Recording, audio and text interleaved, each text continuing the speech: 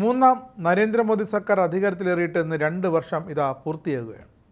വിജയകരമായ 2 time ഭരണശേഷം 2024 June 9 Modi സർക്കാരിനെ വീണ്ടും ജനത അന്ന് അധികാരത്തിലേക്ക് ഏറ്റുകയായിരുന്നു.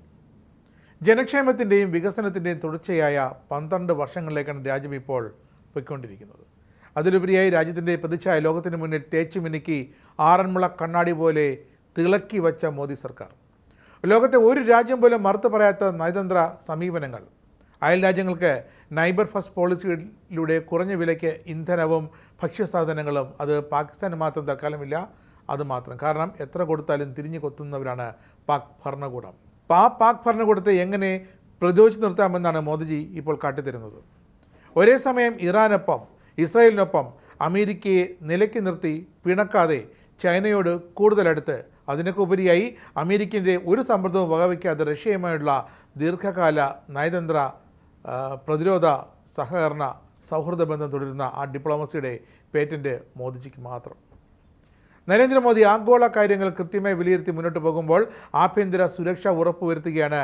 നക്സൽ യുഗം അവസാനിപ്പിച്ച് ബംഗ്ലാദേശിൽ നിന്നും ബംഗാൾ വഴിയുള്ള കുടിയേറ്റം അവസാനിപ്പിച്ച് രാജ്യത്തെ അനധികൃത കുടിയേറ്റക്കാർ ആനുകൂല്യങ്ങൾ തട്ടിയെടുക്കുന്നത് അവസാനിപ്പിക്കാൻ, പക്ഷേ അവരെ നിർദാക്ഷിണ്യം പുറത്താക്കാൻ മെനക്കെടാതെ കുറ്റവാളികളായ കുടിയേറ്റക്കാരെ തെരഞ്ഞുപിടിച്ച് രാജ്യത്തിൻ്റെ പടിയടച്ച് പിണ്ടം വെച്ച് അങ്ങനെ രാജ്യദ്രോഹികളായ ചില സംസ്ഥാന മുഖ്യമന്ത്രിയുടെ മുന്നിൽ വടിയെടുത്ത് അമിത്ഷാ, ഒപ്പം പ്രതിരോധ മന്ത്രി രാജ്നാഥ് സിംഗ് അടക്കം കേന്ദ്രമന്ത്രിമാരുടെ ഒരു ഗംഭീര ടീം. മേക്ക് ഇൻ ഇന്ത്യയിലൂടെ രാജ്യത്തെ ആഭ്യന്തര പ്രതിരോധ ഉൽപ്പാദന മേഖല കുത്തനെ വളരുകയാണ്. ഇപ്പോൾ 12 വർഷങ്ങൾ പൂർത്തിയാകുമ്പോൾ 12 പ്രധാന നേട്ടങ്ങൾ രാജ്യത്തിന് മുന്നിൽ അവതരിപ്പിക്കുകയാണ് BJP. NDA 25 കോടി ജനങ്ങളെ ദാരിദ്ര്യത്തിൽ നിന്നും മുക്തമാക്കിയെന്നത് സർക്കാരിൻ്റെ പ്രധാന നേട്ടങ്ങളിലൊന്നാണ്. 81 കോടി ജനങ്ങൾക്ക് പ്രധാനമന്ത്രി ഗരീബ് കല്യാൺ അന്ന യോജനയിലൂടെ സൗജന്യമായി അരി, ധാന്യങ്ങൾ, ഭക്ഷ്യവസ്തുക്കൾ ഇതൊക്കെ വിതരണം ചെയ്തു. കോവിഡ് കാലത്ത് ഉൾപ്പെടെ ഭക്ഷണം ഉറപ്പാക്കാൻ ഈ പദ്ധതി തെല്ലൊന്നുമല്ല സഹായിച്ചത്. പ്രധാനമന്ത്രി ആവാസ് യോജനയിലൂടെ 4 കോടി വീടുകൾ പണിതു നൽകി. പാവപ്പെട്ടവരുടെ വീടെന്ന സ്വപ്നം സാക്ഷാത്കരിക്കപ്പെട്ടു. 15 കോടി വീടുകളിൽ ജൽജീവൻ മിഷനിലൂടെ പൈപ്പ് വഴി കേന്ദ്രം കുടിവെള്ളം എത്തിച്ചു. അത് കേരളത്തിലായാലും അങ്ങ് ബംഗാളിലായാലും. കുടിവെള്ളത്തിന് കിലോമീറ്ററുകൾ നടന്നു പോകേണ്ടി വന്ന ലക്ഷക്കണക്കിന് കുടുംബങ്ങൾക്ക് ഇത് തുണയായി. ബാങ്ക് അക്കൗണ്ട് ഇല്ലാത്തവരെ ഔപചാരിക ബാങ്കിംഗ് സംവിധാനത്തിലേക്ക് കൈപിടിച്ച് കൊണ്ടുവരിക എന്ന ലക്ഷ്യത്തോടെ തുടക്കമിട്ട മോദിയുടെ ബന്ധൻ യോജനയിലൂടെ 58 കോടി അക്കൗണ്ടുകൾ തുറന്നു. നിരവധി സാമ്പത്തിക ക്ഷേമ സംരംഭങ്ങളുടെ അടിത്തറയായി PMJDY പരിണമിച്ചു. വിവിധ സർക്കാർ ക്ഷേമ പദ്ധതികളുമായി ഈ അക്കൗണ്ടുകൾ സംയോജിപ്പിച്ചതിലൂടെ 50 ലക്ഷം കോടി രൂപ ഇടനിലക്കാരില്ലാത്ത അർഹതപ്പെട്ടവരിലേക്ക് നേരിട്ട് കൈമാറ്റം ചെയ്യാൻ സർക്കാരിന് സാധിച്ചു. 57 കോടി മുദ്ര ലോണുകളിലൂടെ ലക്ഷക്കണക്കിന് തൊഴിൽദാതാക്കളെയും തൊഴിലുകളെയും സൃഷ്ടിക്കാനായി.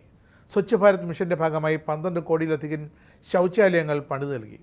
പ്രധാനമന്ത്രി ഗ്രാമ സഡക് യോജന വഴി ഗ്രാമപ്രദേശങ്ങളിൽ 7 ലക്ഷം കിലോമീറ്ററാണ് റോഡുണ്ടാക്കിയത്. 86 കോടി ഡിജിറ്റൽ ഹെൽത്ത് ഐഡികൾ സൃഷ്ടിക്കപ്പെട്ടു. പ്രധാനമന്ത്രി ജൻ ഔഷധി കേന്ദ്രങ്ങൾ വഴി മരുന്നുകൾ വിറ്റഴിച്ചതിലൂടെ പാവപ്പെട്ടവരുടെ 40,000 കോടി രൂപ ലാഭിക്കാനായി. 31 കോടി തൊഴിലാളികളെ സാമൂഹിക സുരക്ഷാ പദ്ധതിയിൽ ഉൾപ്പെടുത്തി. ഇതൊക്കെ 12 വർഷമായ മോദി സർക്കാരിൻ്റെ നേട്ടങ്ങൾ. ഇനിയുമുണ്ട് 3 വർഷം, 3 സുവർണ വർഷങ്ങൾ.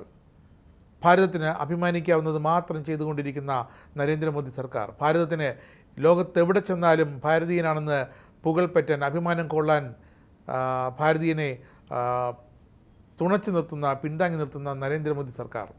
ഈ സർക്കാർ ഇതാ 13ാം വർഷത്തിലേക്ക് കടക്കുകയാണ്. 3ാം മോദി സർക്കാരിൻ്റെ 3ാം വർഷത്തിലേക്ക്.